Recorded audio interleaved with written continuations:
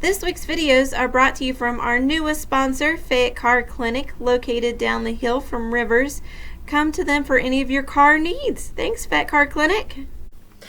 Hey everyone, so welcome back. This is for all students who want to listen to this message. And then at the end, of course, we'll have our book that we're going to read. And today it's going to be The Rainbow Fish. I love this book, so this is going to be a fun one. So today we're going to, and Pepper is here. Everyone want to say hello to Pepper? Hey, Pepper. So today we're going to be talking about grit. I'm not sure if you guys are familiar with that word, but grit just means like to dig down deep. And even though something is frustrating you, you can do it. That's what grit means. And I'm going to give you guys a superhero power. That's right. Yeah, so if you guys listen closely to what I'm saying, you guys are going to earn a superhero power by the end of this video. So, how often has this happened to you? You're working on a math problem or you're reading a book and you're like, I can't do this. I cannot understand it. I can't do it. Have you ever said that to yourself in your head? Have you ever said, I can't? Have you ever said, this is too hard? I don't know why my teacher wants me to do this. Why are they making me do this? I don't get it. I don't understand. I can't. Yeah, all of us have said something like that in our own head. Some of us say it out loud. Some of us just say it in our head, but we all feel that sometimes. So I'm going to teach you the power of one word. And it's only one word, and it can be your superpower. Are you guys ready? All right, I think we need a drum roll. Let's do a drum roll. Okay, so the word is yet. That's all you have to use. Let's use that in a sentence. I cannot do this math problem yet. I cannot read this book yet. When we add yet to the end of our sentences, then it lets us know that we will do this. We will be able to do this. We just can't yet. And that's okay. All of us are at different places. So, I can tell you don't believe me, so let's do proof, okay? So you need proof of the power of yet. I like your skepticism. I like that you want the evidence. That is the scientist in you. Okay. Let's think about when you were 6 months old to a year old, right? You were like crawling around, maybe walking a little bit, okay? And I walked up to you and I said, I need you to count from 1 to 10 and I need you to say the alphabet. You were about a year old, okay? So for most of us, that would have been impossible. We were barely talking, more or less being able to say like 1, 2, 3, 4, or our ABCs. We wouldn't have been able to do that. But how many of you guys can do that now?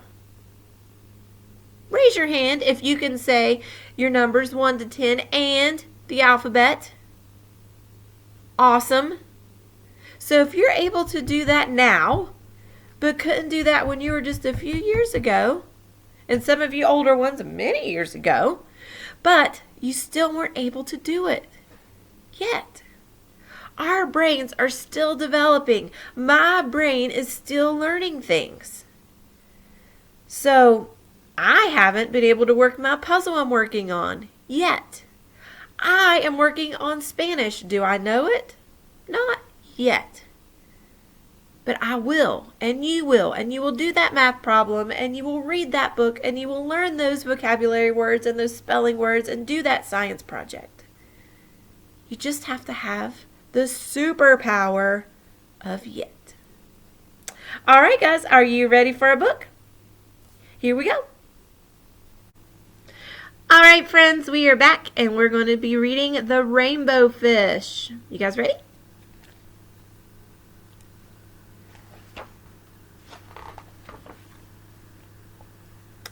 A long way out in the deep blue sea, there lived a fish, Not just an ordinary fish, but the most beautiful fish in the entire ocean.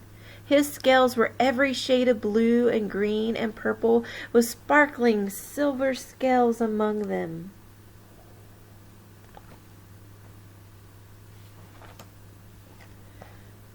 The other fish were amazed at his beauty. They called him Rainbow Fish. "Come on, Rainbow Fish," they would call. "Come and play with us." But the Rainbow Fish would just glide past, proud and silent, letting his scales just shimmer.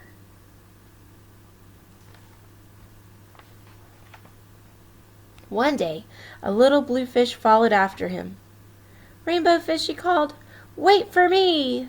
Please give me one of your shiny scales. They are so wonderful and beautiful, and you have so many." I like his scales. "You want me to give you one of my special scales? Who do you think you are?" cried Rainbow Fish.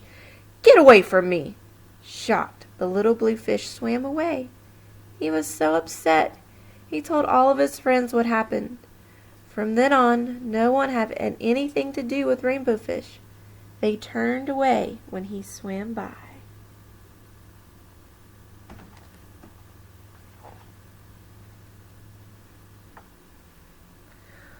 What good were the dazzling, shimmering scales with no one to admire them? Now he was the loneliest fish in the entire ocean. One day he poured out his troubles to the starfish. "I really am beautiful. Why doesn't anybody like me?" "I can't answer that for you," said the starfish. "But if you go beyond the coral reef to the deep cave, you will find a wise octopus. Maybe she can help you."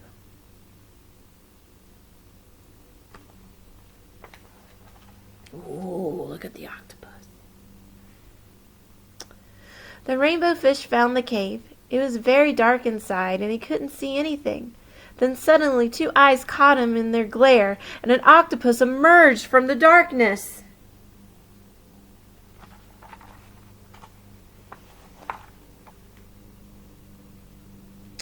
"I have been waiting for you," said the octopus with a deep voice. "The waves have told me your story. This is my advice. Give a glittering scale to each of the other fish.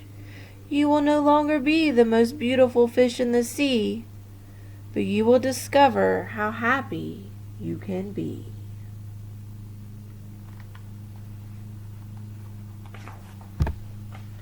"I can't," the Rainbow Fish started to say, but the octopus had already disappeared into the dark cloud of ink.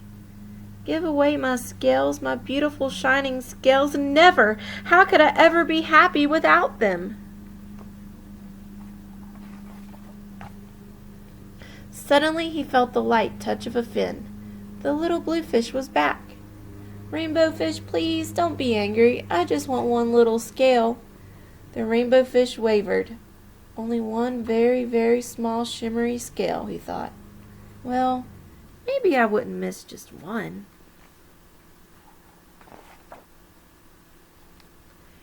Carefully, the Rainbow Fish pulled out the smallest scale and gave it to the little fish. Thank you very much," the little blue fish bubbled playfully as he tucked the shiny scale among his blue ones. A rather peculiar feeling came over the Rainbow Fish. For a long time, he watched the little blue fish swim back and forth with his new glittering scale. The little blue fish whizzed through the ocean with the scale flashing, so it didn't take long before Rainbow Fish was surrounded by other fish. Everyone wanted a glittering scale. The Rainbow Fish shared his scales left and right, and the more he gave away, the more delighted he became. When the water around him filled with glimmering scales, he at last felt at home among the other fish.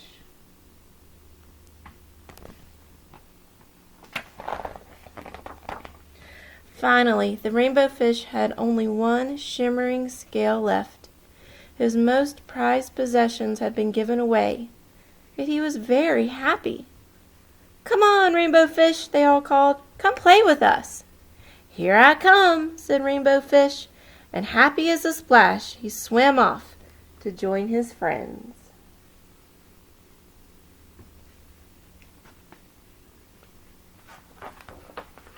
And there is our little rainbow fish.